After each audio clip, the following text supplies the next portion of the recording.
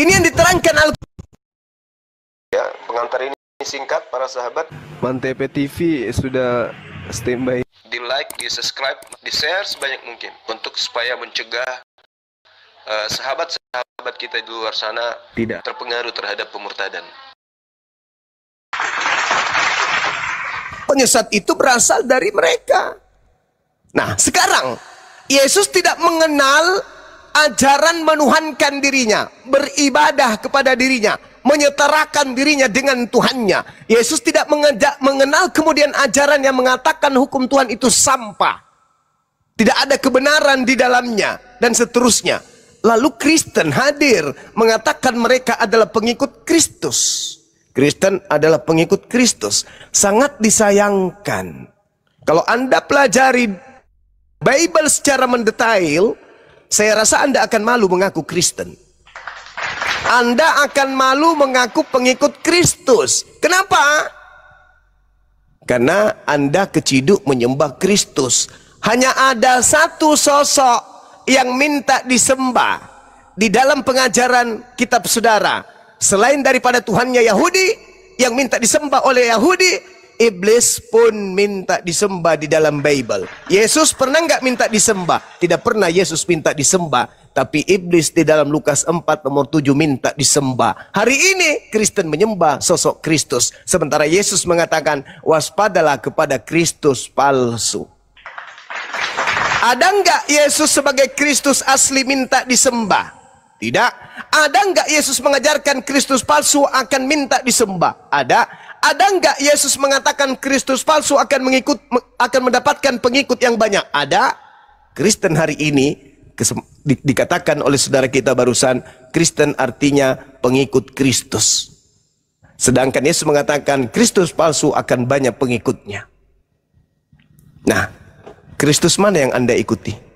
Yesus mengatakan, Yohanes 10:27, aku mengenal muridku, muridku mengenal aku, mereka mendengarkan suaraku dan mengikuti aku. Siapa yang Anda ikuti menyembah Kristus? Sedangkan Yesus tidak pernah menyembah Kristus. Yesus menyembah kepada Allah Azza wa Jalla yang Maha Suci lagi Maha Tinggi. Anda menyembah kepada Kristus. Di mana Yesus mengajarkan menyembah dirinya? Tak ada. Di mana iblis mengajarkan menyembah dirinya? Lukas 4 nomor 7. Silakan. Oke, tadi Bang Juma menjelaskan tentang Yesus menurut Al-Quran dan menurut pikiran abang tuh.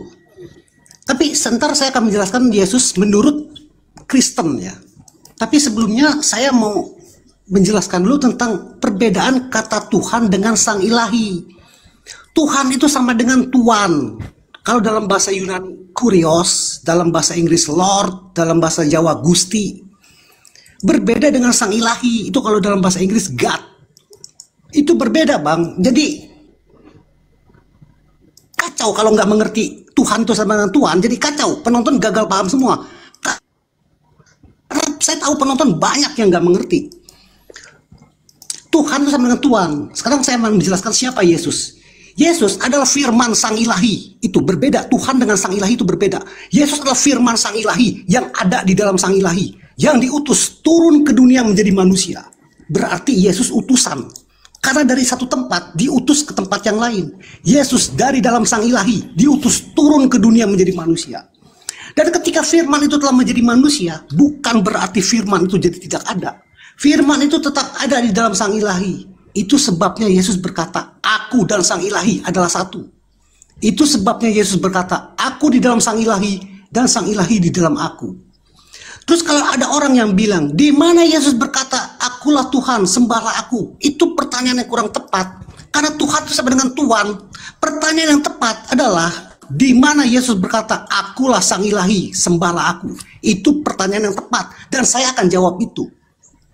Di dalam Ulangan 32 ayat 39, Sang Ilahi berfirman, lihatlah sekarang bahwa akulah dia, tidak ada ilah kecuali aku. Di dalam Yohanes 8 ayat 23, Yesus berkata, lalu Ia berkata kepada mereka, kamu berasal dari bawah, aku dari atas. Kamu dari dunia ini, aku bukan dari dunia ini. Karena itu tadi aku berkata kepadamu bahwa kamu akan mati dalam dosamu. Sebab jikalau kamu tidak percaya bahwa akulah dia, kamu akan mati dalam dosamu. Kita kembali ke kitab Ulangan 32 ayat 39, di mana sang ilahi berfirman, akulah yang mematikan dan menghidupkan. Di dalam Yohanes 5 ayat 21, Yesus berkata, sebab sama seperti sang ilahi membangkitkan orang-orang mati dan menghidupkan, demikian juga aku menghidupkan barang siapa yang dikehendakinya. Kita kembali ke Ulangan 32 ayat 39, di mana sang ilahi berfirman, dan seorang pun tidak ada yang dapat melepaskan dari tanganku. Di dalam Yohanes 10 ayat 28, Yesus berkata, aku memberikan hidup yang kekal kepada mereka, dan mereka pasti tidak akan binasa sampai selama-lamanya, dan seorang pun tidak akan merebut mereka dari tanganku. Di sini Yesus berkata, kalau aku memberikan hidup yang kekal. Kalau kita ingin memberi makanan, berarti kita mempunyai makanan. Kalau Yesus memberikan hidup yang kekal, berarti Yesus mempunyai hidup yang kekal. Siapa yang kekal selain sang ilahi? Terus di mana Yesus minta disembah? Di dalam Yohanes 14 ayat 13, Yesus berkata, dan apa juga yang kamu minta dalam namaku, aku akan melakukannya, supaya Bapa dipermuliakan di dalam anak. Jika kamu meminta sesuatu kepadaku dalam namaku, aku akan melakukannya. Silakan. Oke, baik. Saya ambil dari ujung ya, teman-teman. Yohanes 14 nomor 13. Ini kalau dibaca sepenggal, memang seakan-akan Yesus itu adalah yang menerima doa, yang mengabulkan. Padahal itu sama sekali enggak. Itu uraian Yesus sebagai nabi, sebagai rasul. Sebagaimana umat Islam ketika berdoa, mereka menyebut nama Nabi Muhammad SAW sebagai pengakuan kepada Nabi Muhammad bahwa kita adalah pengikutnya, dan pengakuan kepada Allah bahwa kita beriman kepada nabinya. Ada kesalahan fatal yang berulang secara terstruktur, masif dan terencana, bahkan disengaja oleh orang Kristen. Apa itu? Mereka tidak mau pusing kalau Yesus berbicara kepada kaumnya Yahudi. Kristen itu merasa Yesus berbicara kepada dirinya. Jadi kalau Pak Prabowo sedang berbicara kepada ajudannya, orang Kristen seakan merasa bahwa Pak Prabowo itu sedang ngomong sama mereka. Kenapa? Itu tadi, mereka tidak punya pegangan, mereka tidak punya jati diri. Berbicara mengenai Yesus, Yesus tidak mengenal mereka. Berbicara mengenai Yahudi pun tidak mengenal mereka dalam perspektif keagamaan. Berbicara mengenai Tuhannya Yesus, Tuhan yang disembah Yesus juga mereka tidak punya daya. Maka satu-satunya cara adalah pura-pura gila. Bung, saya katakan kepada saudara, Yohanes 14 itu Yesus sedang berbicara dengan Filipus. Yesus berbicara kepada Thomas, kepada murid-muridnya, bukan kepada ente. Mereka orang-orang Yahudi, nama yang saya sebutkan nama tadi, apa kata Yesusnya? Yohanes 18 nomor 7 Anda baca. Segala firman yang engkau berikan kepada aku telah aku sampaikan kepada Thomas, telah aku sampaikan kepada Filipus, telah aku sampaikan kepada Andreas, telah aku sampaikan kepada Kepas. Dan mereka telah menerimanya. Apa endingnya setelah mereka menerima? Mereka percaya bahwa engkaulah yang telah mengutus aku. Jadi jangan gila permanen dong. Orang-orang ini telah menerima perkataan demi perkataan dari A sampai Z yang menjadi cakupan pengajaran Yesus sebagai penginjil ke tengah-tengah mereka. Apa endingnya? Menurut Yesus, alhamdulillah, puji Tuhan, murid-muridku telah menerima ajaranku dan mereka percaya bahwa aku adalah Rasulullah. Kenapa jadi Tuhan bagi ente? Kenapa? Karena ente bukan pengikutnya, ente penumpang gelap. Jadi sadari itu. Kemudian data-data berikutnya yang Anda sampaikan Yohanes 5. Apa kitab saudara bahwa Yesus itu Tuhan, Yesus Tuhan. Kenapa? Karena Anda Kristen. Tidak mungkin Anda masih melanjutkan ajaran Romawi kuno menyembah kepada Hercules. Maka satu-satunya jalan Anda menggantikan Hercules dengan Yesus. Dengan cara apa Anda melegalkan itu? Anda mencomot kata-kata penyampaian Yesus kepada muridnya yang disadur oleh pengarang kitab Anda. Lalu kitabnya Anda jadikan sebagai kitab seakan-akan Yesus berbicara kepada ente. Maaf, sorry lah kawan. Yesusnya memberikan tiket, karcis, ijazah kepada pengikutnya. Ente mau lulus, ente mau menjadi pengikutku, ente mau mendapatkan hidup kekal, ente kudu wajib punya ijazah. Ente harus SD dulu, SMP, SMA, baru sarjana. Kristen SD kagak, mimpi sarjana. Yesus mengatakan di dalam Matius 19 ketika Yesus ditanya, "Guru, ya paman, perbuatan baik apakah yang harus kuperbuat untuk memperoleh hidup yang kekal?" "Sembahlah aku." "Mana ada, Tuhankanlah aku." "Mana ada, pergilah gereja dibaptis di sana." "Mana ada." Makanya kalau Yesus berbicara itu kudu Anda jangan merasa Yesus berbicara kepada ente. Yesus berbicara kepada si Fulan, ya ke Fulan aja, jangan ente yang merasa. Yesus ditanya, "Guru, perbuatan apa yang baik yang harus kuperbuat supaya aku memperoleh hidup yang kekal?" "Kamu harus melakukan segala perintah Allah." Orang Kristen sudah melakukan perintah Allah? Udah? Sunat? Udah? Jangan makan babi? Udah? Sabat pelihara? Udah enggak? Enggak. Jangan mimpi dapat ijazah SMA kecuali palsu kalau ente enggak lulus di sini dulu. Untuk memperoleh hidup yang kekal, lakukan dulu segala perintah Elohim. Ayo, no. Coba buka celana sekarang, Bang.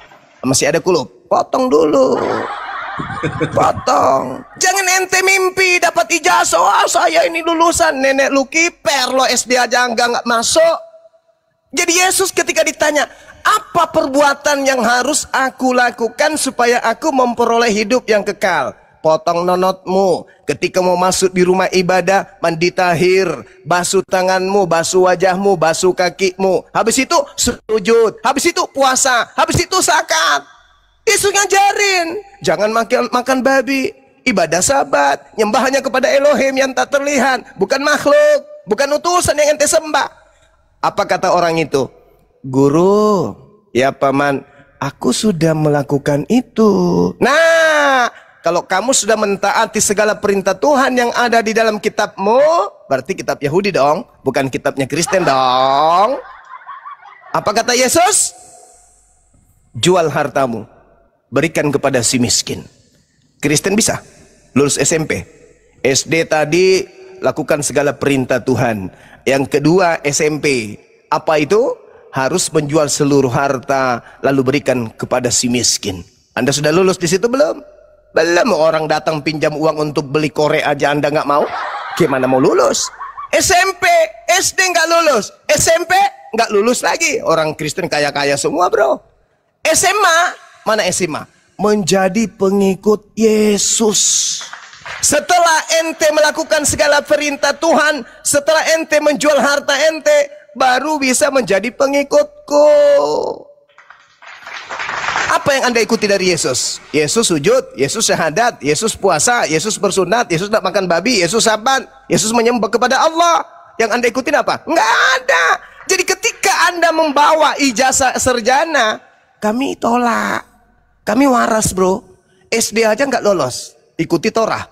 SMP nggak lulus, jual harta, infak, sedekah, bersedekah, bayar zakat. Kemudian yang ketiga, ikuti Yesus. Sunat Anda tidak. Gimana kami percaya ijazah ente?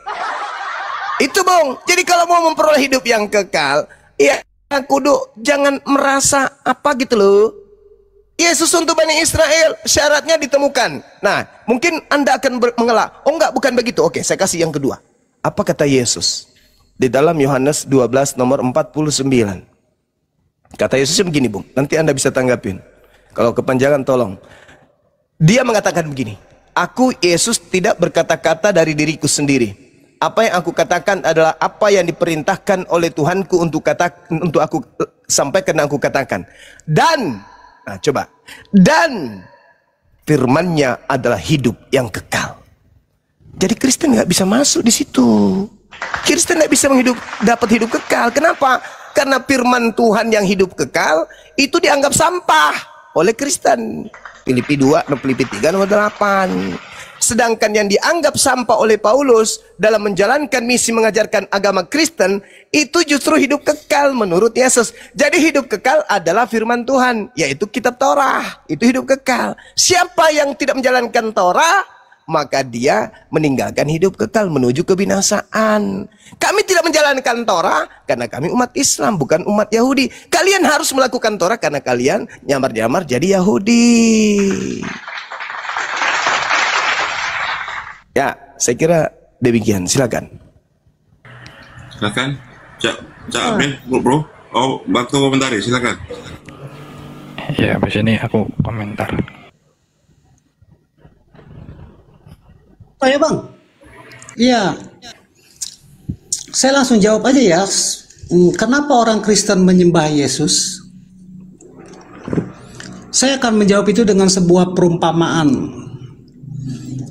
Misalnya ada seorang direktur yang mempunyai sebuah perusahaan. Orang yang berkuasa di perusahaan itu adalah sang direktur. Terus pada suatu saat, sang direktur mengutus anaknya dan memberikan segala kuasa kepada sang anak untuk memimpin di perusahaan itu. Dan itu berarti sekarang sang anak yang menetapkan segala hukum dan peraturan di perusahaan itu. Dan itu berarti sekarang sang anak yang menentukan siapa saja yang bisa bekerja di perusahaan itu. Dan itu berarti tidak ada seorang pun yang datang bekerja di perusahaan itu kalau tidak melalui sang anak.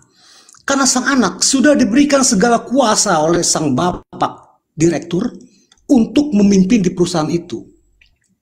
Sekarang pertanyaannya, kalau kita ingin melamar di pekerjaan itu, kita akan datang kepada sang anak atau kita akan datang kepada sang direktur? Kalau kita datang kepada sang direktur akan bilang, itu anakku yang kukasihi, kepadanya lah aku berkenan, dengarin dia. Sang direktur akan ngomong begitu. Sang direktur akan bilang, barang siapa yang menentang anak saya berarti menentang saya. Yang barang siapa menghormati anak saya berarti menghormati saya. Dia yang akan menentukan apakah kamu bisa bekerja di perusahaan itu atau tidak. Jadi kami datang kepada sang anak karena Yesus sudah diberikan segala kuasa di surga dan di bumi oleh sang ilahi untuk menjadi hakim yang untuk menentukan siapa saja yang bisa masuk ke dalam kerajaan surga. Seperti itu perumpamaannya. Jadi kalau saya tanya siapa yang berkuasa di perusahaan itu selain sang direktur, dialah anak sang direktur yang diberi wewenang. Lalu siapa yang berkuasa di surga dan di bumi selain sang ilahi? Dialah Yesus, anak sang ilahi yang diberi wewenang. Silakan. Bang Suma, aku nyambung ya. Nggak apa-apa Bang Suma ya. Oh, lawannya dua ini Bang Suma. Saya tanggapi ini boleh? Habis itu bro admin boleh? Oke, makasih bang ya. Nanti saya lupa. Mumpung ada perumpamaan yang menggelikan.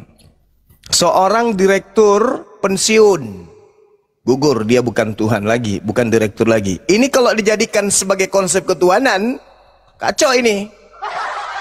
Ada Tuhan pensiun memberikan posisi ketuhanan kepada makhluk ciptaannya yang dilahirkan oleh seorang manusia. Kacau.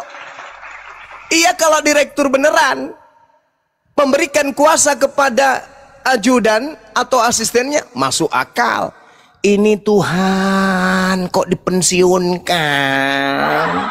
Itu satu, analogi Anda nggak cocok. Karena Tuhan itu tidak bisa diserupakan dengan manusia, maka Tuhan tidak bisa dianalogikan, diumpamakan seperti makhluk. Di dalam kitabnya orang Yahudi diterangkan 2 Samuel 7:22, Yeremia 10:6, Tuhan tidak serupa dengan apapun. Jadi kamu jangan menganalogikan Tuhan dengan apa yang kamu suka. Saya tanggapi secara mendetail. Direktur memberikan kuasa kepada si anak. Lalu Anda mau ke direktur nggak boleh. Berarti udah pensiun direktur, nggak ada daya lagi. Masih layak dianggap direktur nggak? Ini nggak bisa dijadikan analogi. Kalau Anda memaksakan analogi ini, Yesus ketika datang Apa kata Yesus? Sembah kepada siapa? Kepada direktur atau kepada dirinya? Lebih besar siapa? Bapak atau dirinya? Direktur atau dirinya? Hidup kekal itu mengenal direktur satu-satunya direktur atau juga mengenal dirinya sebagai direktur? Yohanes 17 nomor 3. Hidup kekal itu adalah mereka mengenal engkau satu-satunya direktur dan mengenal aku yang hanya sebagai utusanmu yang duduk di bangku cadangan. Mau sampai kapan mengandalkan ijazah palsu, ngutip-ngutip ajaran Yesus, tapi nggak nyambung? Yesusnya memberikan hadiah nih kepada kita umat yang belakangan melalui Bible. Apa kata Yesus? Ini hadiah buat Kristen dan juga buat saya, Bang Sumam pribadi. Dalam Yohanes 5 nomor 36 ini orang Islam ini udah hafal dari anak TK sampai yang dato-dato itu udah hafal karena seringnya mendengarkan. Ada kesaksianku yang lebih penting dari kesaksian seorang tokoh mentari.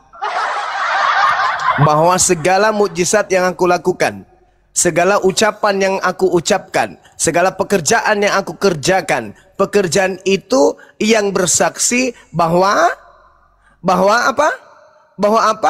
Bahwa aku adalah utusan Tuhan.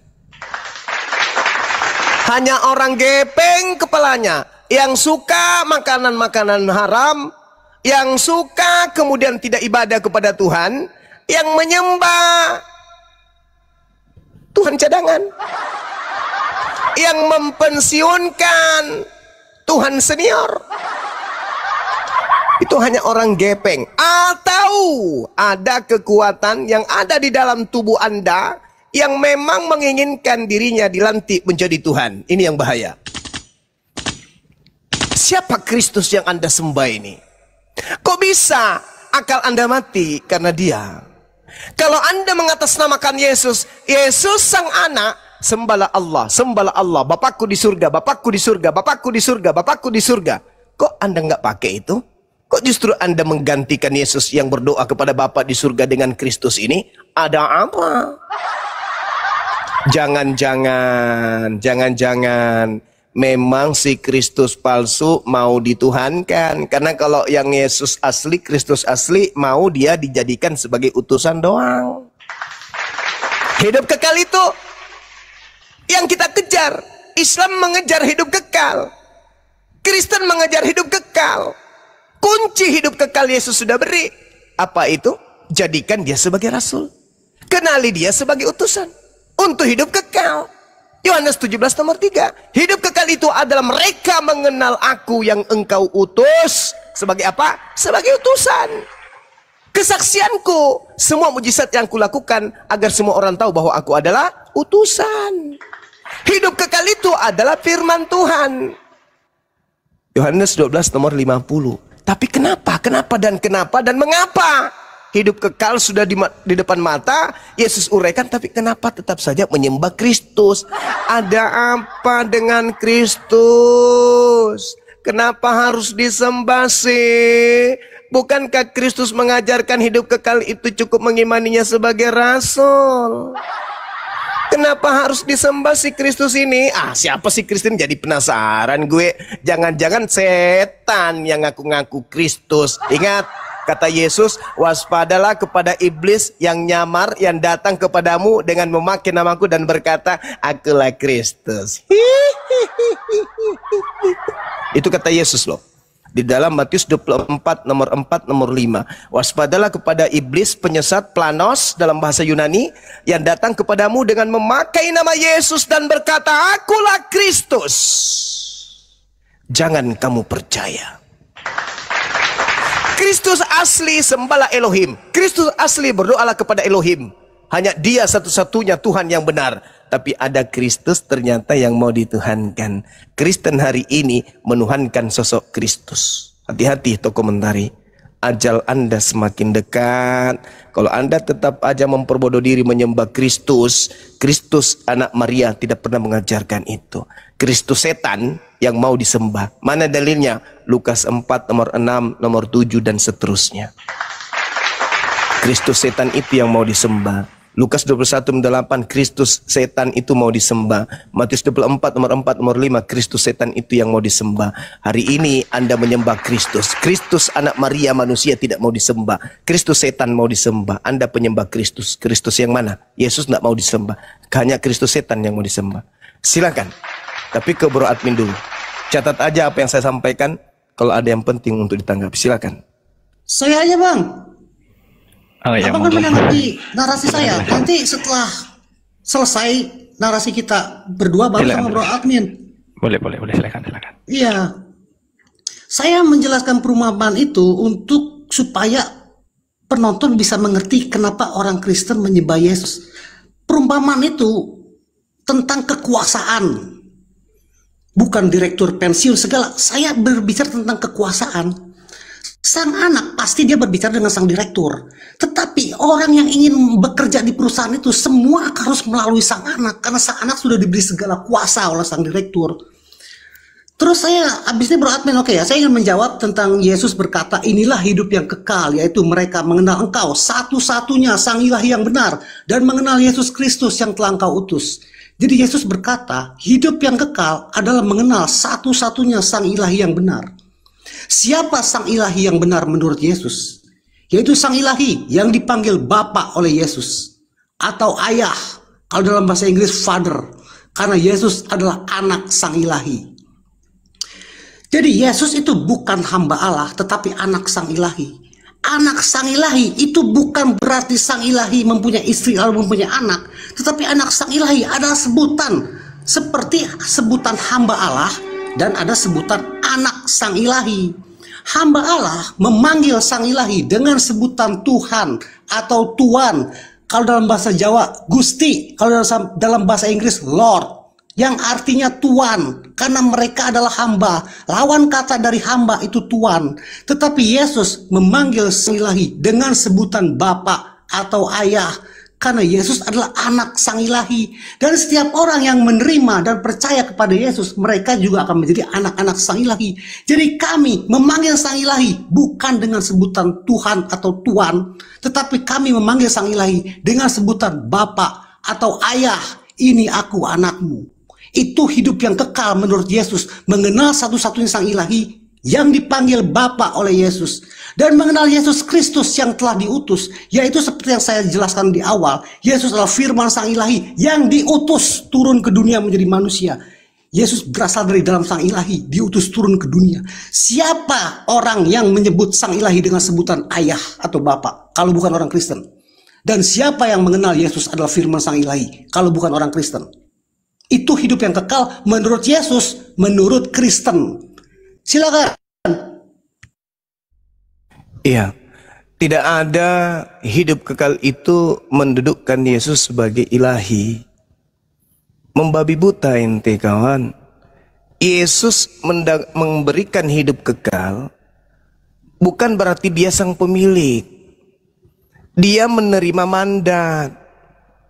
Yohanes 3 nomor 16. Jadi yang percaya kepada Yesus itulah yang memperoleh hidup kekal. Ketika Yesus berkata aku utusan Tuhan dan dipercayai oleh orang Yahudi, diimani oleh orang Yahudi, diterima oleh orang Yahudi, maka mereka akan memperoleh hidup yang kekal. Jadi yang percaya kepada Yesus sebagai utusan Tuhan akan memperoleh hidup yang kekal, bukan menuhankan dia. Kurang apa lagi coba ucapan Yesus? Kesaksiannya kalau udah jelas tuh. Kesaksian Yesus menurut Yesus ini yang harus dipercaya, bukan kesaksian saudara. Ente siapa rupanya? Yesusnya bersaksi, hidup kekal itu mengenal aku yang engkau utus. Dikenal sebagai apa? Ya dikenal sebagai utusan. Keluar daripada itu ya neraka, tidak memperoleh hidup kekal. Apa yang membuat Anda menuhankan Yesus? Apanya yang membuat Anda kemudian? Karena dia berkuasa di surga. Kata siapa? Yesus menerangkan Matius 20 nomor 23. Tetapi aku tidak berhak menentukan tentang siapa yang duduk di sebelah kananku dan siapa yang duduk di sebelah kiriku kelak di surga. Apa kuasanya? Itu dalil ucapan Yesus sendiri. Aku tidak berhak. Yang punya hak kuasa langit bumi itu yang mengklaim itu setan.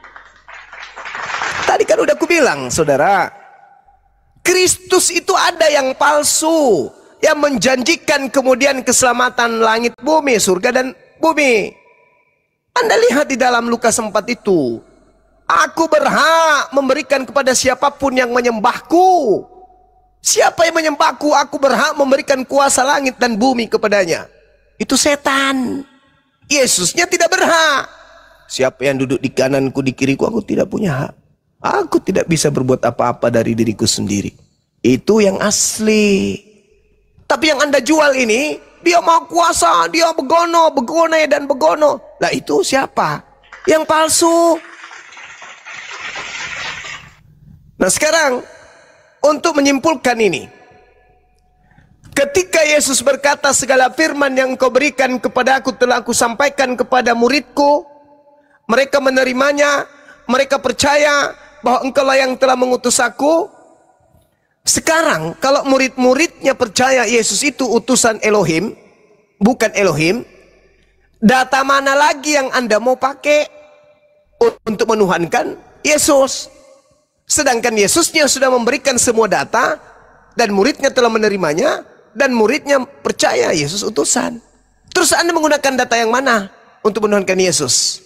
Jangan ambil ucapan-ucapan Yesus, karena seluruh ucapan Yesus menurut Yesus sudah diberikan kepada muridnya. Jangankan satu data yang Anda comot, seluruh tinta merah yang ada di dalam Bible itu semuanya telah disampaikan Yesus kepada muridnya. Ending daripada penerimaan muridnya, Yesus hanya rasul, titik. Tolong tunjukkan kepada saya. Jangan sembunyikan data Anda. Data mana yang Anda gunakan untuk melantik Yesus menjadi Tuhan? Data mana? Karena tinta merah itu semua cakupan dia adalah rasul Tuhan. Nah, data mana yang Anda ingin suguhkan kepada saya? Sehingga Yesus itu, oh ternyata Anda tuhankan Yesus karena data ini. Silakan.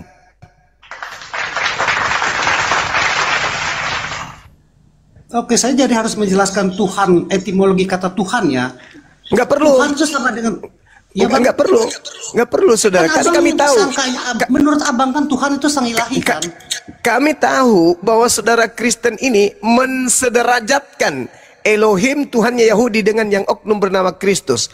Kami tahu di gereja kalian menyembah Kristus. Jadi nggak perlu ini Tuhan, ini secara etimologi. Nggak perlu. Saya cuma minta data. Data mana yang Anda pakai untuk mengilahkan, mensejajarkan, mensederajatkan Yesus yang hanya manusia rasul dengan Elohim yang adalah pencipta sang Khalik. Data mana yang Anda pakai? Silakan. Yohanes 1 ayat 1 dan Yohanes 1 ayat 14. Ah, itu bukan ucapan Yesus. Tadi di awal saya bilang, saya sudah menjelaskan tentang... Itu bukan ucapan Yesus tuh, wajar ternyata. Iya bang, tadi kan di awal saya sudah menjawab. Yang saya minta data Yesusnya, ada nggak? Nggak ada kan? Saya sudah Tunggu dulu bang, tadi kan saya sudah menjawab. Di mana Yesus berkata, akulah sang ilahi, sembahlah aku. Semua ucapan Yesus, saudaraku, semua itu ucapan Yesus semua bang. Semua ucapan Yesus telah Yesus berikan kepada muridnya, dan Yesus bersaksi muridnya menerimanya, dan muridnya percaya bahwa Yesus itu rasul, utusan Tuhan. Iya, sekarang Yesus utusan dari dalam sang ilahi, dia sang firman. Dari dalam terus kenapa Anda mengilahikan? Kenapa Anda mengilahikan? Kenapa Anda mensetarakan, mensejajarkan dengan dengan ilah, dengan Eloah, dengan Yod-Heh-Vaveh, dengan Hasem, Tuhannya Yahudi? Ya karena firman sang ilahi adalah sang ilahi bang, sama seperti suara saya. Ini data ini yang tidak ada keluar dari mulut Yesus. Enggak, data ini yang tidak keluar dari mulut Yesus. Silakan Anda pakai data Anda sendiri untuk menuhankan Yesus. Ternyata firman ilahi adalah ilahi. Itu tidak diajarkan oleh Yesus. Berarti Anda benar-benar mentuhankan Kristus yang bukan Kristus asli. Silakan. Saya tentang firman dulu ya. Habis ini Bro Admin ya. Oh ya, silakan. Ya, saya akan menjelaskan nyambung tentang saja. firman sang ilahi adalah sang ilahi. Saya akan menjelaskan konsep Tritunggal dulu lah. Setelah itu silakan Bro Admin. Saya izin menjelaskan Tritunggal ya supaya mengerti ya. Kata Tritunggal itu tidak ada di dalam Alkitab. Kata Tritunggal itu sebutan untuk Bapa, Putra, dan Roh Kudus. Bapa itu Sang Ilahi, Putra itu Yesus atau Firman Sang Ilahi, dan Roh Kudus adalah Roh Sang Ilahi yang adalah satu Sang Ilahi yang esa. Firman di dalam bahasa Yunani itu ada dua kata. Yang pertama rema, yang kedua logos. Maksudnya yang pertama logos, yang kedua rema. Suara saya sekarang yang terdengar ini yang disebut rema. Dan suara saya ini berasal dari pikiran saya yang ada di dalam saya. Itu yang disebut logos. Segala sesuatu yang kita lakukan itu berasal dari pikiran.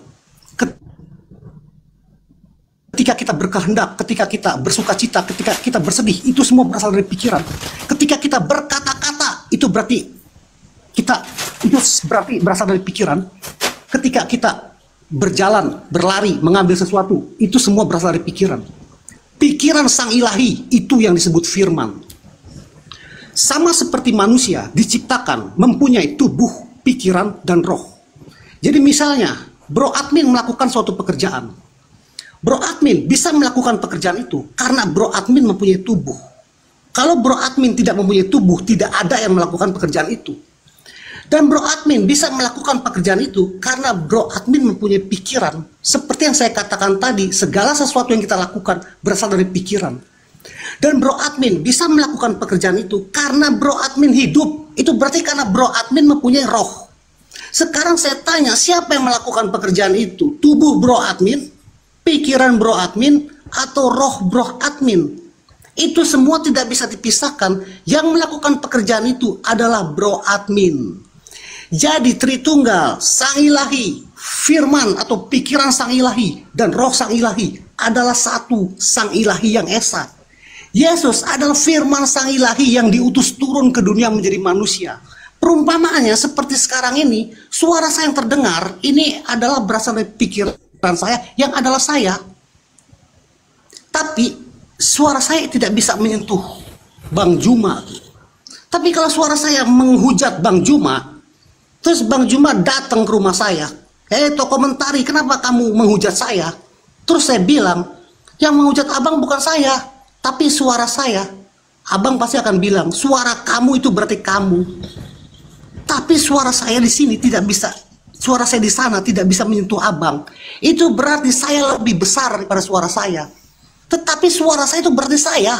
Barang siapa yang menentang suara saya, berarti menentang saya. Barang siapa yang mematuhi suara saya, berarti mematuhi saya. Begitu juga Yesus adalah firman Sang Ilahi yang menjadi manusia. Silakan. Oke, saya tanggapi dulu ini. Jadi sekali lagi saya katakan, dalam konsep kenabian, konsep yang diajarkan Yesus, Tuhan itu tidak serupa dengan makhluk. Anda lagi-lagi menyerupakan Tuhan Anda dengan makhluk. Kalau Anda mengatakan suara Anda yang keluar dari Anda adalah Anda, maka kotoran yang keluar dari anus Anda itu juga adalah Anda. Karena hal itu sama esensial yang keluar dari Anda. Ingus yang keluar dari Anda itu adalah Anda. Karena itu adalah pribadi yang berbeda setelah dia keluar dari Anda. Begitu juga suara. Suara ketika keluar, misalnya nih, saya ngatain saudara, jelek. Apakah suara saya yang berkata jelek itu adalah saya? Bukan. Tapi itu adalah pribadi baru yang keluar dari saya. Tapi itu bukan saya. Tapi berasal dari saya. Coba Anda rekam. Hei, jelek. Nah, masuk ke dalam CD, flash disk. Nah, Anda bicaralah sama suara itu. Itu saya? Bukan. Itu pribadi baru yang keluar dari saya. Tapi itu bukan saya. Pahami itu dulu. Jadi Yesus itu keluar dari Tuhan, bukan Tuhan. Sesuatu yang keluar dari Tuhan bukan Tuhan. Yesus keluar dari Tuhan, dia bukan Tuhan. Tapi dia berasal dari ide. Dia berasal dari firman. Awalnya dia adalah firman. Pada mulanya dia adalah firman. Firman yang melekat bersama-sama dengan Tuhan, yang disebut ide atau kalam. Sederhananya, harusnya andai saja bisa mengumpamakan Tuhan dengan manusia, maka Anda menggunakan perumpamaan yang harus signifikan. Anda punya mulut. Mulut dan Anda itu satu. Tidak bisa dipisahkan. Mulut Anda yang adalah Anda mengeluarkan suara. Di mana suara Anda mengatakan sendal jepit. Maka pada mulanya adalah mulut. Mulut itu bersama-sama dengan tokoh mentari. Dan mulut itu adalah tokoh mentari. Itu baru betul. Mulut itu telah menjadi sendal jepit. Maksudnya apa? Bukan mulut Anda yang lepas dari tubuh Anda, turun ke lantai jadi sendal. Tetapi mulut Anda berkata, Mami, Yayang, apa-apa, belikan papi sendal dong. Ini duitnya. 2 jam kemudian istri Anda datang bawa sendal. Sendal itu ditaruh di meja. Anda kemudian berkata, pada mulanya sendal ini adalah perkataan. Perkataan yang menjadi sendal. Apa itu? Sayang, belikan papi sendal. Itu kalau Anda pingin kali menyetarakan Tuhan dengan ente. Itu analoginya yang tepat. Jangan Anda katakan, pada mulanya adalah mulut. Mulut Tuhan bersama-sama dengan Tuhan. Dan mulut Tuhan adalah Tuhan. Mulut Tuhan telah menjadi daging. Mati meja, belas ya anak-anak. Maksud apa itu? Tuhan turun ke bumi. Maksudnya dia memanjang mulutnya turun ke bumi gitu. Melalui 7 langit, 7 lapis langit. Enggak, bukan begitu. Yesus itu pada mulanya firman. Apa firman itu? Ya perkataan, Cak Ayu. Jangan gila permanen, please. Firman itu perkataan yang Anda katakan rema atau yang Anda katakan logos. Please. Kalau dia adalah ide menjadi Yesus, betul. Kalau dia adalah perkataan menjadi Yesus, betul. Tapi dia bukan ide jadi Yesus berubah wujud menjadi Yesus. Dia bukan perkataan berubah wujud menjadi Yesus. Enggak. Dia manusia 100%, utuh manusia. Lahir secara mujizat tanpa ayah. Dia berasal dari instruksi yang berasal daripada ide. Tidak ada yang salah di situ. Yesus pada mulanya adalah firman. Betul. Yesus bukanlah manusia yang lahir tanpa perintah Tuhan. Maria hamil, lahirkan seorang manusia bernama Yesus. Lahir enggak? Lahir. Apa itu? Firman. Makanya pada bulan ke-6 dalam Matius 1, pada bulan ke-6, malaikat Gabriel datang kepada Maria. Apa yang dibawa oleh Gabriel datang kepada Maria? Maria, ya paman, kamu akan hamil yo. Ya paman, itu perintah Bapak lo. Ya paman, kamu akan hamil, kuasa Roh Kudus akan menaungimu. Ya paman. Hamil gak? Hamil. Lahir gak? Lahir. Tetapi yang lahir ini bukan Tuhan, Cahayu, bukan firman yang lahir. Cuman yang lahir ini manusia 100%. Kalau ada Yesus di sini Anda geletik pasti tertawa. Anda jepit mulutnya pasti dia meringis sakit. Anda sentil telinganya pasti dia akan marah. Anda jepit bibirnya dia pasti monyong. Anda tidak kasih makan selama 3 tahun, dia pasti mati kena busung lapar. Kenapa? Dia manusia, Cahayu, yang berasal dari firman Tuhan. Jangan gila permanen dong. Sadarlah. Eling bang. Yesus itu manusia. Makanya ketika dia datang, dia berkata sebagai manusia. Berkata-kata bukan dari diriku sendiri. Bekerja bukan dari diriku sendiri. Aku tidak dapat berbuat apa-apa dari diriku sendiri. Apa sih? Jadi Tuhan. Jangan. Yang Anda maksud Tuhan Kristus yang bercongol di dalam benak dan dalam tubuh Anda tuh. Jangan-jangan Anda hanya menggunakan Yesus anak Maria sebagai topeng, Tapi sebenarnya yang Anda sembah di gereja itu adalah setan yang mengaku Kristus. Jangan-jangan. Kita belum ke situ. Kita belum ke situ karena itu materi berat. Banyak orang yang pingsan gara-gara materi itu. Silakan. Abang tidak bisa mengibaratkan kotoran saya adalah saya, ingus saya adalah saya, keringat saya adalah saya. Bukan bang, yang saya maksud pikiran. Ketika kita berpikir, itu berarti kita berkata-kata di dalam hati. Segala sesuatu yang kita lakukan itu berasal dari pikiran. Saat ini saya bisa berbicara dengan abang itu karena saya punya pikiran. Abang sekarang ada di Makassar ya, saya di Jawa Barat. Terus misalnya ada tetangga abang datang mendengar abang berbicara kan, dia datang tuh bertanya kepada Bang Juma. Bang Juma di rumah lagi ngobrol sama siapa? Abang menjawab, saya lagi ngobrol sama toko mentari. Terus tetangga abang masuk ke dalam rumah. Loh, mana toko mentari? Katanya abang sedang ngobrol dengan toko mentari. Abang pasti akan memperdengarkan suara saya. Itu maksudnya pikiran. Suara yang berasal dari pikiran. Perkataan saya yang berasal dari pikiran. Maksudnya begitu analogi firman tuh. Perkataan saya itu adalah saya. Ya udah bro admin, saya tanggapi dulu. udah bang, nggak usah bang. Abang mau gimana pun nggak benar. Anda mengatakan yang gini bang, abang udah ngomong itu kotoran salah yang semua, Bang. keluar dari Anda bukan Anda. Karena itu bukan ucapan. Saudara, apakah Anda pernah mencret di celana tanpa sadar? Bukan itu maksudnya Tunggu pikiran dulu. bang. Udah Tunggu jangan dulu. itu Anda Sebelum Anda mengeluarkan ampas babi dari anus Anda, itu diolah oleh pemikiran Anda dulu. Wah, kayaknya saya mau buang air nih. Tuh, perkataan ide dulu. Apa yang terjadi kemudian? Anda naik ke pohon, menunggu kemudian janda lewat. Begitu lewat, Anda ngeden. Prat, kena lah janda ini. Itu ide. Atau Anda masuk ke toilet. Atau Anda langsung pakai pampers. Aku mau pakai pampers. Itu ide.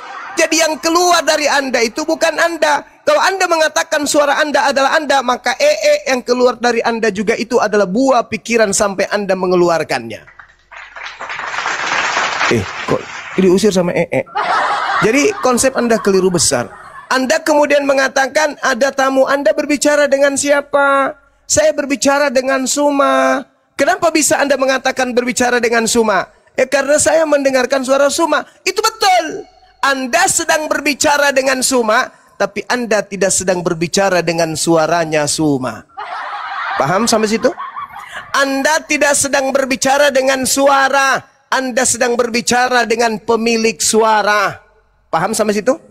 Ketika Anda melihat baju saya, baju satu-satunya yang ada pada saya, mereknya kemudian Samsung, baju termahal yang Bang Suma punya, di Indonesia cuman Bang Suma punya. Ketika Anda berbicara dengan baju itu, seakan-akan Anda berbicara kepada Suma. Hei, mana tuanmu? Kenapa kamu tidak dipakai? Udah berapa lama kamu dianggurin, gak pernah dipakai lagi? Dulu Bang Suma rajin pakai kau. Kamu sedang berbicara dengan baju Bang Suma. Sama ketika engkau berbicara dengan kaset rusak yang di dalamnya ada suaranya Bang Suma. Kenapa kau mengatakan kau berbicara dengan Bang Suma?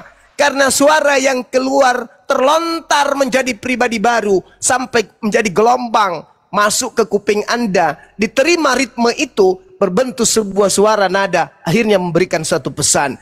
Itu bukan aku, itu suaraku, Cak Ayu. Kamu tidak sedang berbicara dengan suaraku, kamu sedang berbicara dengan yang mempunyai suara. Jadi suara dengan Bang Suma itu berbeda. Tapi pada diri Suma ada pabrik kata-kata, yang mana pabrik kata-kata itu berasal dari ide, otak, akal, kemudian dipabrik kemudian oleh lidah, dilantunkan oleh bibir, sehingga Anda punya kuping bisa mendengarkan nada yang keluar dari suara saya, dari mulut saya. Suara saya bukan saya, tapi itu adalah esensi yang berasal dari saya. Yesus bukanlah Tuhan, tetapi itu adalah esensi pribadi yang berasal dari Tuhan. Selesai. Jangan gila permanen dong. Lanjut. Bang Suma nyambung, mumpung lagi nyambung ya. Kalau dengan kalimat ini gimana? Misalkan ada yang ngomong dengan Bang Suma, pegang omongan saya.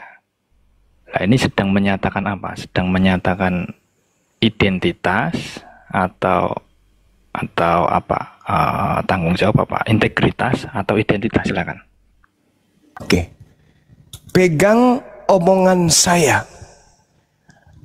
Satu kalimat yang sangat sederhana, yang sangat-sangat jauh berbeda ketika Anda berkata, Bang Suma, pegang saya. Dengan pegang omongan saya. Kalau berbicara mengenai pegang omongan saya, berarti Anda saya akan tuntut berdasarkan dengan pribadi baru yang keluar dari diri Anda yang bernama suara. Tetapi kalau Anda mengatakan pegang saya, kalau suara, Anda bisa nyangkal. Itu bukan saya kok, itu suara saya dimirip-miripkan. Tapi kalau Anda mengatakan pegang saya tidak akan lepaskan sebelum Anda tunaikan apa yang Anda katakan. Jadi itu berbeda. Ketika Anda mengatakan pegang kata-kata saya, itu maksudnya pegang sang sumber suara. Bukan kata-kata yang Anda harus aku pegang, tapi sang sumber. Itulah bukti. Contoh nih, contoh kalau misalnya perkataan dan si pemilik perkataan itu adalah oknum yang berbeda. Ketika ada seorang yang berkata kepada seorang lain, misalnya, lu jelek kali, lu muka lu seperti monyet, dan itu diucapkan di depan umum. Lapor ke polisi, aku tidak menerima ucapan dia yang telah menjatuhkan derajat saya di depan umum. Apa katanya? Dia katakan aku ini monyet. Di mana dia mengatakan? Di pesta. Mana perkataannya? Cari. Ya sudah nggak ada, Pak. Perkataannya diucapkan di situ. Di mana? Mana? Tangkap perkataannya, tangkap. Kan perkataannya yang berkata seperti itu yang masuk di kupingmu dia atau perkataannya? Perkataannya Pak langsung di kupingku. Nah, tangkap. Di mana itu perkataan? Ya nggak ada lah, Pak. Yang mengatakan itu dia. Ya, kan yang masuk di kupingmu perkataan atau dia? Perkataan, Pak. Ya kita tangkap perkataan. Jangan tangkap dia yang masuk di kupingmu apanya yang masuk di kupingmu? Ya masuk di otakmu itu apanya? Suaranya, Pak. Ya udah tangkap suaranya. Enggak, Pak, dia, Pak. Ya artinya beda antara suara dengan pemilik suara. Kalau suara dengan pemiliknya itu sama, yang ditangkap suara aja. Dipenjarakan suara itu, borgol si suara. Biar yang empunya masih tetap menghidupi rumah tangganya. Tapi karena beda, karena beda antara suara dengan yang mengucapkan suara, maka ketika suara itu masuk di kuping, suaranya yang masuk di kuping, tapi yang masuk di kuping bukan orangnya, maka yang ditangkap adalah sumber suara. Itu yang ditangkap, bukan suaranya yang dipenjara, tapi sumber suara. Itulah bukti bahwa suara dan pemilik suara itu berbeda. Sampai di sini paham? Iya, paham. Suara dan pemilik suara berbeda. Tapi suara mewakili pemilik suara, begitu ya? Ya, betul. Ya sudah. Okay. Suara mewakili pemilik suara, ya. Iya. Nah, sekarang lanjut ke tadi yang saya mau bahas, Bang Suma. Silakan. Ini berhubung Pak nganunya sudah nggak ada yang baru, Pak Jaibin. Mungkin nanti juga bisa nyambung. Tetap di konteks yang sama tadi. Tapi saya kutip ayat yang tadi dikutip Bang Suma juga. Di Yohanes 5:36 itu kan dikatakan, tetapi aku mempunyai satu kesaksian yang lebih penting daripada kesaksian Yohanes. Yaitu segala pekerjaan yang diserahkan Bapa kepadaku, supaya aku melaksanakannya. Pekerjaan itu juga yang aku kerjakan sekarang, dan itulah yang memberi kesaksian tentang aku, bahwa Bapa yang mengutus aku. Jadi menurut ayat ini, kemudian Bang Suma menegaskan Yesus hanya utusan. Kan begitu. Nah, apakah hanya ayat ini saja yang dijadikan Bang Suma rujukan, sementara di ayat yang lain, di ayat sebelumnya ya, mungkin di perikop yang sama, itu banyak sekali klaim-klaimnya Yesus yang menyamakan atau menyetarakan dengan kedudukan Bapa.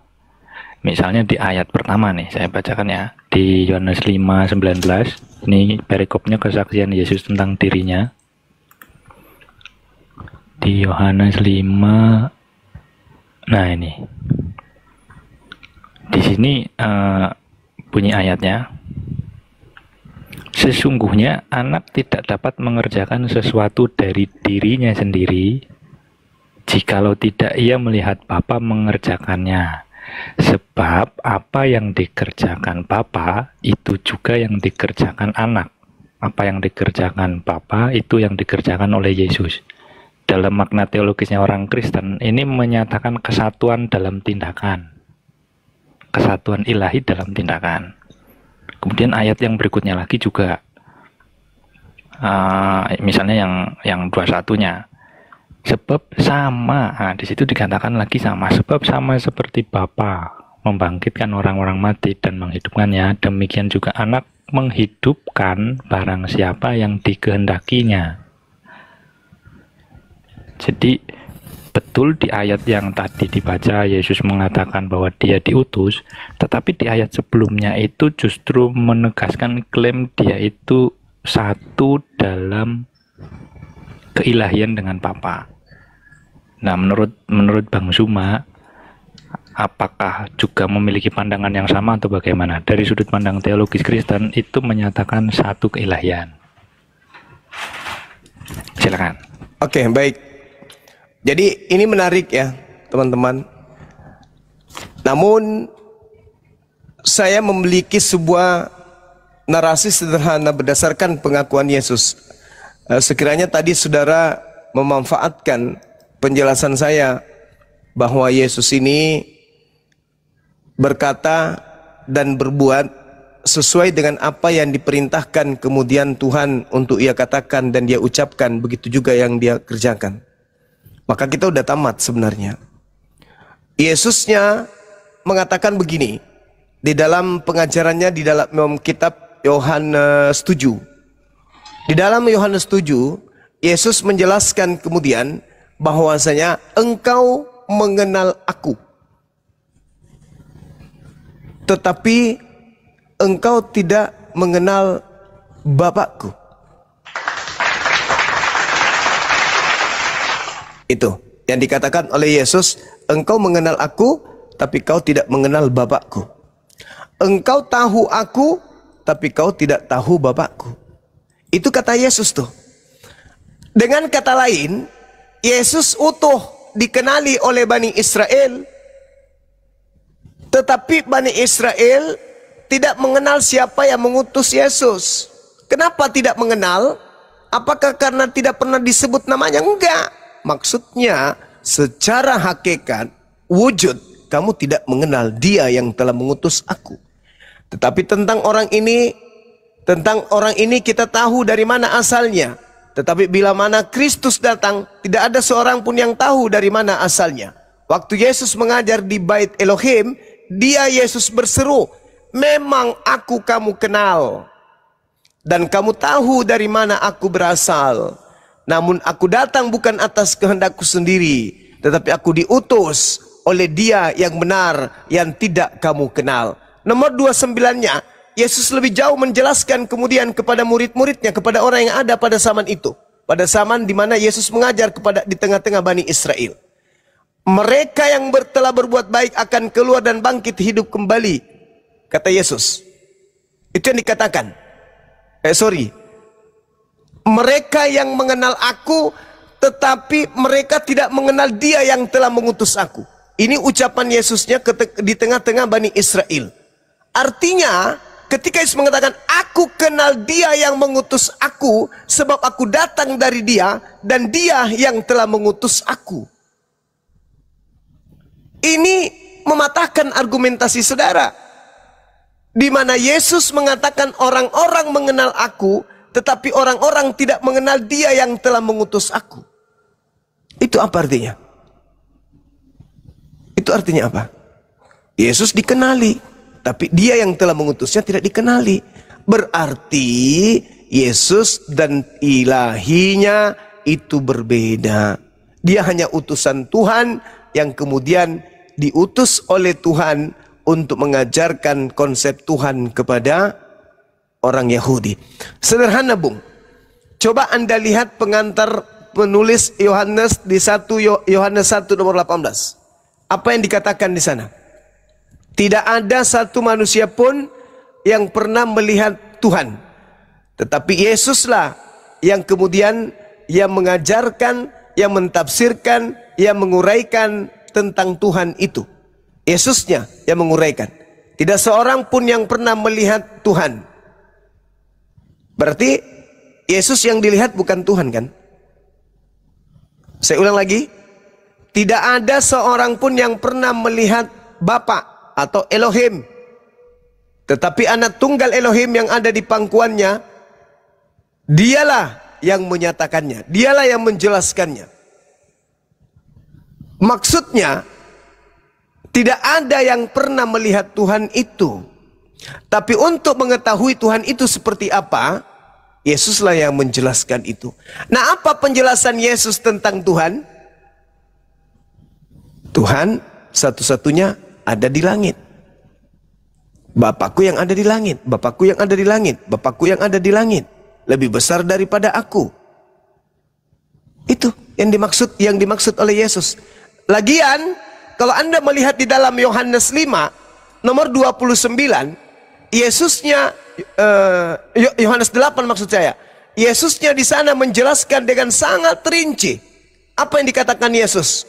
Mulai data 16 atau 15. Aku tidak menghakimi seorang pun, dan jikalau aku menghakimi, maka penghakimanku itu benar, sebab aku tidak seorang diri. Kalau aku tidak seorang diri, berarti aku berdua. Tetapi aku bersama dengan Dia yang mengutus aku. Dan dalam kitab Tauratmu ada tertulis bahwa kesaksian dua orang itu adalah sah. Akulah yang bersaksi tentang diriku sendiri, dan juga Bapa yang mengutus aku bersaksi tentang aku. Inilah anakku yang kukasihi, kepadanya aku berkenan. Dengarkanlah dia. Itu kesaksian Bapa. Lalu di data nomor 29-nya dikatakan, dan Bapa yang telah mengutus aku, Bapa menyertai aku, Bapa tidak membiarkan aku seorang diri, sebab aku senantiasa berbuat apa yang berkenan kepadanya. Kurang apa lagi penjelasan Yesus ini tentang Tuhannya? Dia tidak seorang diri, tapi dia bersama dengan Tuhannya. Bukan berarti di dalam tubuhnya itu bercongol Tuhan itu, enggak. Tetapi karena dia adalah utusan Tuhan yang senantiasa melakukan apa yang berkenan pada Tuhan, maka dia mengatakan, aku sebagai utusan tidak seorang diri, melainkan aku bersama dia dengan dia yang telah mengutus aku. Sederhana itu. Sama ketika dalam Al-Quran surah Al-Ma'idah, Allah mengatakan kepada Nabi Muhammad, dulu aku bersama dengan Bani Israel, inni ma'akum. Allah bersama dengan Bani Israel. Tidak ada masalah. Bukan berarti Tuhan turun ke bumi melata seperti makhluk bersama di tengah-tengah Bani Israel. Enggak, bukan begitu maksudnya. Artinya bersama adalah Tuhan berkenan menyatakan ajarannya kepada mereka Bani Israel melalui duta-duta atau utusan-utusan Tuhan. Saya kira begitu, Bung. Oke. Berarti ya berbedalah dengan sudut pandang kekristenan tentang Yohanes 5 yang tadi. Kemudian tentang Yohanes 14 yang barusan Bang Suma baca, saya kutip ulang ya. Sekiranya kamu mengenal aku, pasti kamu juga mengenal Bapakku. Itu di Yohanes 14:7 yang tadi. Menurut Bang Suma, masalahnya mereka tidak mengenal Bapa, atau orang Kristen tidak mengenal Bapa. Tapi ayat ini bunyinya nggak seperti itu, Bang Suma. Di sini bunyinya, sekiranya kamu mengenal aku, pasti kamu juga mengenal Bapakku. Sekarang ini kamu mengenal dia dan kamu telah melihat dia. Lalu Filipus heran. Kata Filipus kepada Yesus, Tuhan, tunjukkanlah Bapa itu kepada kami, itu sudah cukup bagi kami. Kata Yesus kepadanya. Yesus menjawab, telah sekian lama aku bersama-sama dengan kamu Filipus, namun engkau tidak mengenal aku. Barang siapa telah melihat aku, ia telah melihat Bapa. Bagaimana engkau berkata, tunjukkan Bapa itu kepada kami? Tidak percayakah engkau bahwa aku di dalam Bapa dan Bapa di dalam aku? Apa yang aku katakan kepadamu, tidak aku katakan dari diriku sendiri, tetapi Bapa yang diam di dalam aku, dialah yang melakukan pekerjaannya. Ini justru menguatkan pandangan teologis kekristenan bahwa Yesus dan Bapa satu dalam hakikat. memang berbeda dalam peran sebagai pengutus dan yang diutus sebagai Bapa dan Putra, berbeda dalam peran tapi satu dalam hakikat atau keadaan ilahinya. Ini dari sudut pandang teologi Kristen, justru ayat ini menguatkan itu, Bang Suma. Oke. Ya, Boleh? silakan. Jadi gini, Yesus itu manusia diutus oleh Tuhan sebagai wakilnya. Ucapannya ucapan Tuhan, pekerjaannya pekerjaan Tuhan. Dia datang sebagai utusan Tuhan. Kalau Anda lepaskan kekristenan Anda, dengan kata lain Anda tidak menyembah sosok yang bernama Kristus, Anda tidak memaksakan ucapan Yesus ini sebagai ucapan Tuhan bahwa Yesus adalah Tuhan. Tadi kan sudah dikatakan bahwa segala firman yang Engkau berikan telah Aku sampaikan kepada mereka, dan mereka telah menerimanya, dan mereka percaya bahwa Engkaulah yang telah mengutus Aku. Kalau Yesus mengatakan, kalau kamu telah sekian lama engkau bersama-sama dengan aku Filipus, namun engkau tidak mengenal aku. Barang siapa telah melihat aku, ia telah melihat Bapa. Bagaimana engkau berkata, tunjukkan Bapa itu kepada kami? Apa maksudnya itu? Yesus sebelum Filipus bertanya, Yesus sudah mengajarkan Bapa itu di langit. Bapa yang mengutus aku. Bapa bukan manusia. Suara Bapa tidak bisa kedengar. Nomor Yohanes 5 nomor 37. Tidak bisa kedengar. Yohanes 7 tadi nomor 28 29 sudah Yesus sampaikan. Udah. Dia mengatakan bahwasanya kau mengenal aku, tapi kau tidak mengenal dia yang mengutus aku. Sudah. Berarti aku ini cuma wakil Tuhan. Berkata-kata cuma ucapan Tuhan. Melakukan pekerjaan yang dipekerjakan Tuhan. Kenapa kau minta aku tunjukkan Bapa itu? Sesungguhnya siapa yang melihat aku sama seperti melihat Bapa. Melihat aku sama seperti melihat Bapa. Mendengarkan aku sama seperti mendengarkan Bapa. Melihat aku sama seperti melihat Bapa. Sebab tidak percayakah engkau bahwa aku di dalam Bapa dan Bapa di dalam aku? Apa yang aku katakan padamu tidak aku katakan dari diriku sendiri, tetapi dari Bapa yang diam di dalam aku. Dialah yang melakukan pekerjaannya.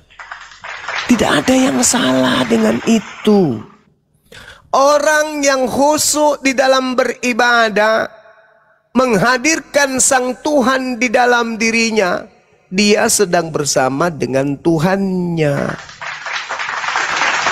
Bukan berarti Tuhan masuk ke dalam tubuhnya, tetapi kuasa Tuhan ada pada dirinya. Dia bersama dengan Tuhannya, karena Tuhan meliputi segala sesuatu. Jadi ketika Yesus mengatakan, tidak percayakah engkau bahwa aku di dalam Bapa? Aku di dalam Bapa karena aku adalah wakilnya Bapa. Aku ini asistennya, maka aku di dalam Bapa. Bapa itu yang mempekerjakan aku. Bapa di dalam aku, sebab aku tidak pernah melupakan perintah Bapa. Aku senantiasa tekun melakukan apa yang diperintahkan Bapa, maka Bapa itu ada di dalam aku. Pada saat aku duduk, aku mengingat Bapa. Pada saat aku berdiri, aku mengingat Bapa. Pada saat aku berjalan, aku mengingat Bapa. Pada saat aku bermukjizat, aku ingat Bapa. Pada saat aku terancam, aku mengingat Bapa. Pada saat aku ingin melakukan satu tindakan penyembuhan, aku mengingat Bapa. Bapa ada di dalam aku. Aku tidak pernah lupa Bapa. Bahkan di penghujung hidupku untuk tidur, itu aku tidur bersama dengan Bapa. Ini makrifat. Percayalah kepadaku bahwa aku di dalam Bapa dan Bapa di dalam aku. Atau setidak-tidaknya, kalau kau tidak sampai kepada makrifat, percayalah karena pekerjaan-pekerjaan itu sendiri. Aku berkata kepadamu, Sesungguhnya barang siapa percaya kepada aku, ia akan melakukan juga pekerjaan-pekerjaan yang aku lakukan, bahkan pekerjaan yang lebih besar daripada itu. Sebab aku pergi kepada Bapa. Gimana tuh? Bapak di dalam aku pergi kepada Bapak. Gimana tuh? Maksudnya Yesus melilit badannya masuk kembali ke dalam perutnya atau kayak mana? Coba Anda renungkan. Ini ilmu ma'rifat, di mana Yesus sedang bersatu dengan Tuhan. Ini pekerjaan para wali. Para wali itu beribadah, dia bersatu dengan Tuhannya sehingga alam semesta ini lenyap. Yang ada hanya Allah. Itu pekerjaan Ustaz Alif itu, Dinda Alif. Dia bersatu. Dia bersatu dengan Tuhannya. Bumi lenyap. Rumah lenyap. Semuanya lenyap. Rekening lenyap. Dompet lenyap. Hilang semuanya. HP hilang. TikTok hilang. Yang ada hanya Allah. Allah. Allah. Allah, Allah, Allah, Allah, Allah. Itu orang yang bermakrifat, tidak berkata, tidak berbuat, tidak bergerak, semata-mata Allah. Dia tidak melakukan pekerjaan semata-mata Allah. Ucapan yang keluar dari lisannya semata-mata Allah. Maka siapa yang melihat aku sama seperti melihat Allah. Itu maksudnya. Ini ilmu makrifat. Ini yang diajarkan kemudian oleh Yesus tentang dirinya. Makanya dia bisa berjalan di atas air. Makanya dia bisa menyembuhkan orang buta. Kenapa? Karena dia bersatu dengan sang pemilik penyembuhan. Bukan berarti dia Tuhan. Dan apa juga yang kamu minta dalam namaku, aku akan melakukannya. Supaya Bapa dipermuliakan di dalam anak. Jikalau kamu meminta sesuatu kepada aku dalam namaku, aku akan melakukannya. Kenapa? Kenapa? Karena murid-muridnya mendudukkan dirinya sebagai hamba Allah dengan berkata, ya Bapa, sungguh telah aku beriman kepada anakmu Yesus. Dia adalah anakmu yang soleh, yang mengajarkan kepada kami untuk tekun beribadah hanya kepadamu. Yesus telah mengajarkan kami, Yesus telah membimbing kami untuk kembali kepada jalanmu. Ya Bapa, itu yang dimaksud itu di situ. Maka Tuhannya Yesus mengabulkan apa yang diminta oleh murid Yesus dalam nama Yesus. Itu saudara. Jikalau kamu mengasihi aku, kamu akan menuruti segala perintahku. Di sini kena Kristen. Ini kena di sini. Ada nggak perintah Yesus untuk menuhankan dirinya? Tak ada kan? Aku akan minta kepada Bapa. Dia minta kepada Bapa. Lepas lagi, lepas kena lagi Kristen. Berarti Yesus bukan Bapa karena dia masih meminta. Kalau Yesus satu hakikat dengan Bapa nggak minta. Jadi yang kujelaskan itu betul. Dia sedang bermakrifat. Dia berada pada langgam di mana Yesus ini berada pada alam nirwana. Dia bersatu dengan Tuhannya. Bukan dia Tuhan itu sendiri. Aku akan minta kepada Bapa supaya Bapak memberikan kepadamu seorang penolong lain. Loh, tadi katanya Bapak, dia adalah Bapak. Utus saja langsung. Oh enggak, aku bukan Bapak, tapi aku bersatu dengan Bapak. Aku ada di dalam Bapak, Bapak ada di dalam aku. Yang engkau lihat saat ini adalah Bapak. Kenapa? Karena ucapanku adalah ucapan Bapak, perbuatanku, perbuatan Bapak, tubuhku, napasku, penglihatanku, semuanya ada Bapak. Itu yang dimaksud Yesus. Dalam Islam ini ilmu makrifat. Yesus ini suhud nggak? Suhud, bong. Dia tidak punya rumah. Pakaiannya cuman begitu aja, compang-camping. Makanannya cuman segitu doang. Tempat tidurnya begitu aja. Bahkan dia dikatakan tidur dari gurun ke gurun, sembunyi dari goa ke goa. Yesus itu begitu. Berarti dia suhud. Apa suhud itu? Meninggalkan kehidupan mewah, meninggalkan hidup material. Dia hidup bersama dengan Sang Bapa, Sang Tuhan. Itu yang diajarkan di sini, Bang. Bukan Yesus itu Tuhan, hakikat enggak. Lanjut. Ya, oke, Bang Suma. Tentang makrifat, ya mungkin serupa lah, hampir mirip. Jadi memang mengenal langsung dan secara menyeluruh akan Allah dalam kekristenan itu ya melalui persekutuan dengan Yesus. Mungkin itu mirip lah dengan makrifat ya di dalam keislaman, cuman memang kita nggak pakai istilah itu sih, jarang sih. Nah, istilah ini memang nggak dipakai. Namun yang jadi penekanan adalah yang tadi saya sampaikan, banyak klaim-klaimnya Yesus yang menyatakan dirinya setara dan bahkan satu, seperti yang diajarkan dalam teologi kekristenan. Meskipun ada sanggahannya yang tadi disampaikan sama Bang Suma, tapi saya berusaha menyampaikan apa yang dipahami dalam teologi kekristenan. Dan satu lagi penegasan yang paling fundamental, kenapa kesatuan itu diakui dan dipercaya sebagai sesuatu yang mungkin dalam istilah Islam hak atau benar, karena Yesus sendiri juga mengklaim di klaim sebelumnya, sebelum dia mengatakan dengan Filipus. Yesus berkata, akulah jalan dan kebenaran dan hidup.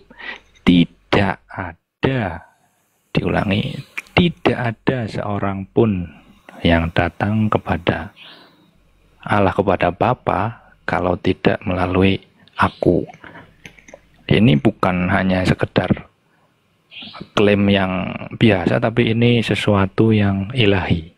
Karena di situ disebutkan tidak ada seorang pun yang datang kepada Bapa kalau tidak melalui aku. Jadi tidak ada cara lain mengenal Allah yang benar kecuali dengan cara dan bersekutu dengan Yesus, atau mengenal langsung Allah melalui persekutuan dengan Yesus. Nah, ini dalam teologi kekristenan seperti itu, yang mungkin tadi dikatakan mirip dengan makrifat.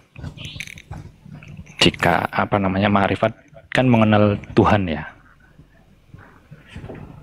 setahu saya sih begitu. Ya, jadi gini saudara, makrifat itu jangan disalahartikan bahwa orang yang bersatu dengan Tuhan itu adalah Tuhan. Jangan, oh Yesus makrifat berarti Yesus juga Tuhan. Enggak, murid-murid Yesus juga itu bermakrifat. Sama persis kedudukan Yesus terhadap Sang Ilahi. Di mana murid Yesus itu bermakrifat sama seperti Yesus? Silakan Anda buka kitab Anda di Yohanes 17 nomor 21 minimal. Apa kata Yesus? Supaya muridku menjadi satu, sama seperti engkau ya Bapa di dalam aku dan aku di dalam engkau, agar muridku juga di dalam kita, supaya dunia percaya bahwa engkaulah yang telah mengutus aku. Murid-murid juga bermakrifat satu di dalam Bapa. Bukan berarti murid juga Tuhan. Kami umat Islam bermakrifat.